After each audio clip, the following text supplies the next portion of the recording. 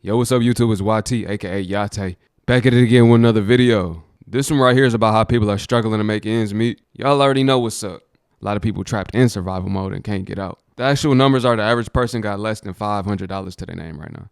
And it's pretty hard for people to save when they're living paycheck to paycheck.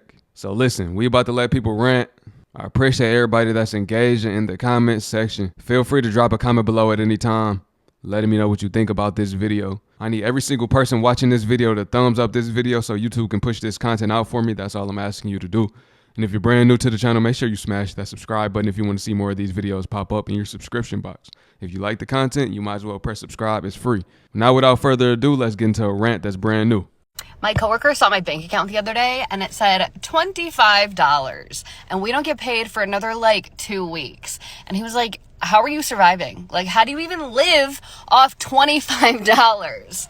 I'll tell you if you really want to know how I budget and save. I sleep. Literally, you have to have no obligations. Just sleep. Because if you're sleeping, you can't be spending money. Period. Listen, how many people dealt with this growing up? Mom, I'm hungry. Just go to sleep and you won't be hungry. When you got to tell your kids that, you know you're struggling. You know it's bad.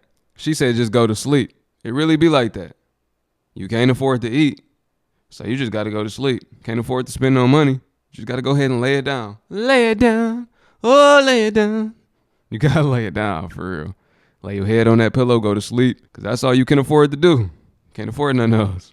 Have you seen the video of the person saying, if my checkings account balance goes below 4,000, then there's something up. I'm starting to panic. If you saw the comments, it shows you a lot of people are struggling. Not only that, we're all just trying to figure it out. If you're 18, 25, 30, 35, we're all just trying to figure this shit out.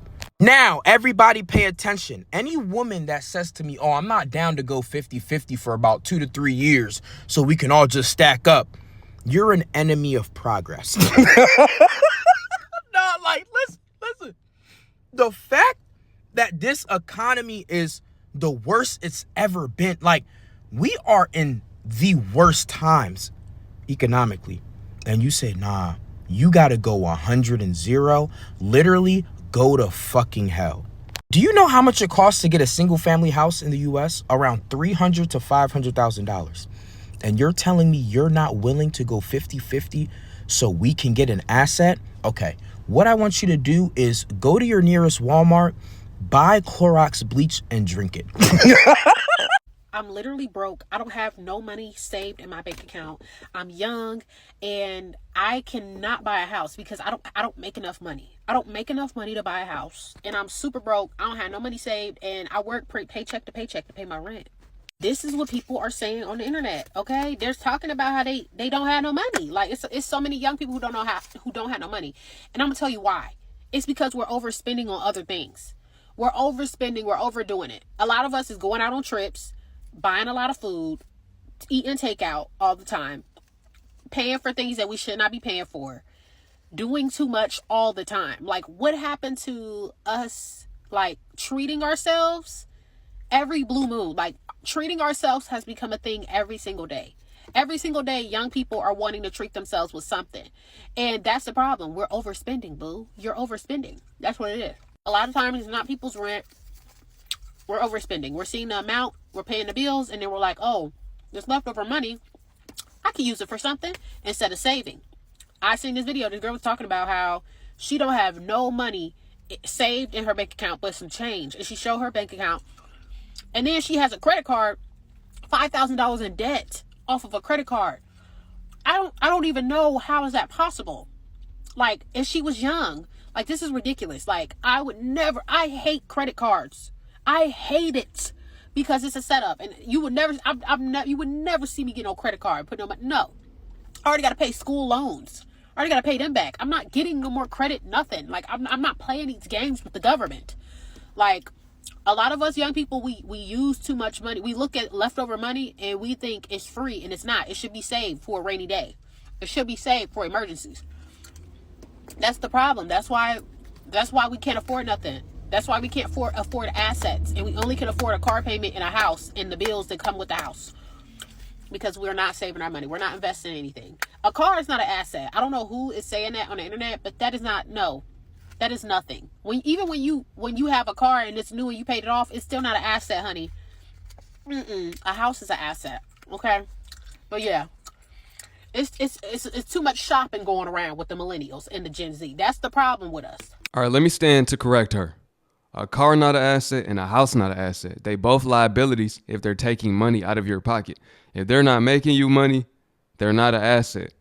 They could be. Say you put that car on Turo.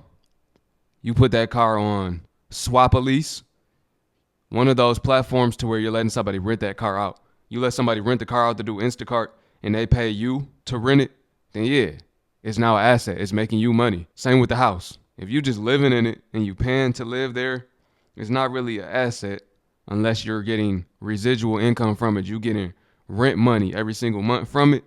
Now it's an asset. Or you rent out each room to where you're making a little profit. It could be considered an asset. You see what I'm saying? But we got to correct her. Neither one is an asset unless it's making you money. If it makes you money, it's an asset. If it takes your money, it's a liability. That's why financial literacy has to be taught in school because people still be using those words wrong. For instance, Grant Cardone, he rent where he stay and then he rents out the properties that he owns. That way he's making passive income. You see what I'm saying? Yo, who else is out here struggling right now? Like, I'm working 6 days a week. All right. Working nights too, so I can get the night differential, which is extra like $4 an hour. I'm working 6 days a week and I can still barely make ends meet. Now I live in Denver and Denver is expensive as hell. I mean, I'm paying $2,500 plus to rent a 2-bedroom apartment. And after you throw in utilities and everything, I mean, I can pay anywhere between $2,700 to $2,800. $3,000 for an apartment? Come on. Like, that feel like that's 2 mortgage payments.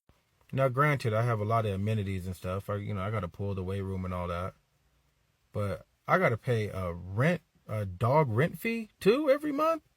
Like, that shit is insane. And then once I pay for the place for me to live in, I got to worry about everything else. Shit, like grocery shopping. I mean, I'm not a single man, but I live on my own and I love to cook. But it's not worth it for me to go to King Soopers and get all the ingredients to cook a meal.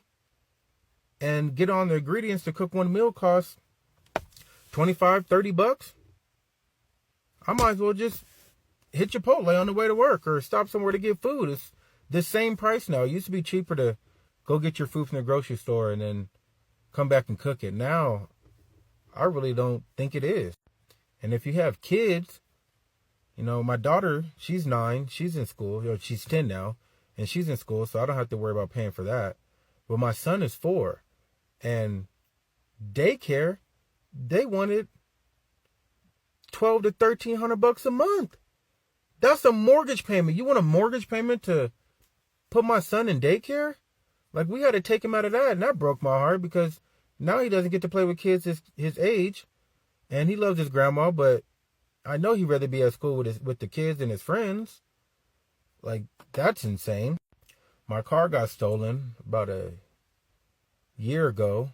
Had to buy a new car, and then get hit with these high-ass gas prices. Like, I know everybody's gas is different, but I'm paying $60-$70 just to fill up. And that lasts me about a week. That's $280 towards gas a month. What are we doing? And I can't even think about going on like vacations 2-3 times a year. Like, it's a once a year thing. And that's during tax season when you actually have a little extra money. Like, I don't know, man. I don't know what we're going to do. I feel like there's a breaking point at some point. I don't see the light at the end of the tunnel. I know I can't be the only one. Like, I feel like all my friends are struggling, but we're just putting on a smile like ain't shit happening. I just don't get it, man. When does it end? And now I'm hearing a ton of people talk about, we're not going to get to the point where we're going to be able to retire because we're going to have to work the rest of our lives just to make ends meet. Bro, I am not working 6 days a week for the next 20, 30, 40 years. Like, you got me fucked up. There's no way we can do that and live a healthy life. Like, come on now. Anyway, I just wanted to vent, get that shit off my chest. So anyone out there that's struggling to, you know, living paycheck to paycheck damn near, I guess just keep going until we overtake the government, which that shit ain't gonna happen no time soon because we can't get our shit together to be one. So, yeah, I don't know, man. Good luck. It's hard out here. Shit. Stay safe. Is what we're witnessing right now Americans reaching their breaking point? Is that really what's going on? It's a great awakening right now. A lot of people are waking up from the strong deception that was placed on our people. Is that what's going on right now? That's what I feel like is going on right now. Because y'all know those 400 years that we would be a slave in a land that is not our own, they're over now. It ended. The veil has been lifted. Let me put y'all hip on game right now. This blow people's mind every time I tell this to people. So I'm going to say this to y'all. And if you made it to the end, then prepare for your mind to be blown. If you didn't notice yet, maybe some people did, right? But slavery in America started in 1619. 2019 made the 400 years that it was outlined in Genesis that we would be slaves in the land that is not ours, or as it says, strangers in the land that is not theirs. Just do the math. Pull out your calculator, right? Matter of fact, I'm going to do it right here for y'all. So we're going to type in 2019 minus 1619, 400. The 400 years are now over. The veil has been lifted from our people. We're no longer in bondage anymore. That's why they created COVID-19 so that they could try to take some of us out, to be honest. Because they knew this was the time that our people would start to rise. We would start to get information and understanding that we didn't have before. We would start to wake up. The veil will be lifted from our people. So this is what we're experiencing right now. Why did every other generation they was just like sheep headed to the slaughterhouse? They really didn't realize what was going on. A strong delusion was placed upon our people. But no more is that a thing. Like I said, that veil has been lifted, and now it's time for us to rise. So now all they can try to do is suppress us again. They're going to bring another pandemic. They got all of these different agendas, 2030. Now they talking about 2025 agenda. They have all of these agendas to try to suppress our people because they know their time is up. They know that this nation will be judged. We seeing them build bunkers. They think they can survive judgment. They cannot. They'll be judged for everything they did. They know that we will rise and that we have the real power as the people. And they know that we will come out with great substance as well. That's why I'm saying they just trying to take as many people down with them as they can. We just have to realize it. The people just have to realize it. But slowly but surely we getting to that point. We gonna rise, y'all. Just keep putting that work in for yourself, for your family, building generational wealth the best that you can, diversifying your portfolio, whatever it is that you got to do, getting off grid and empowering yourself.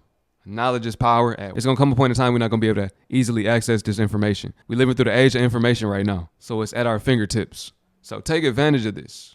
Don't be distracted, and we're going to make it out, y'all. We are in the last days, but a lot of people will get the opportunity to benefit from it. Right? We get the last laugh. And when I say that, I mean everything that was taken from us, we're going to get back tenfold. I'm going to just leave the video off with that. It's YT, man. I appreciate y'all watching. Shalom.